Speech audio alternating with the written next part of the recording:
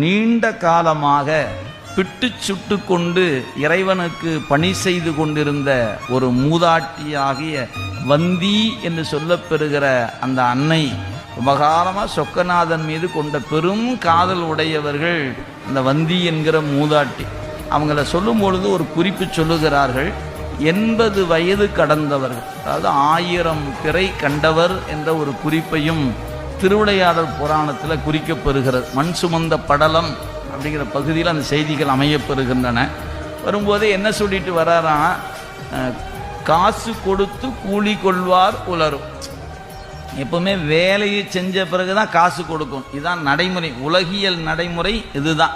ஆனால் அவர் என்ன கேட்குறாரு, கூலி கொடுத்து ஆள் கொள்வார் உலரோ அப்படின்னு கூவிக்கிட்டே வந்தார். இந்த அம்மா பார்த்தாங்க, அப்பா இங்கே வாப்பாருனாங்க. வந்தார், உட்கார்ந்தாரு. என்னப்பான்னார், என்னிடத்துல கூலியாக ஒன்றும் இல்லை, பிட்டு தான் இருக்குது, நீ எடுத்துக்கொள்ளலாமன்னு. சரி அதை கூட, எனக்கு அது போதும் அப்படின்னு பிட்டை அமுது செய்தான் இறைவன்.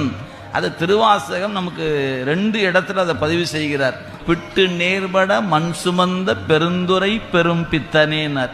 பிட்டு நேர்பட மண் சுமந்தார்னர். நல்ல ஒரு குறிப்பு பார்க்கணும். பிட்டு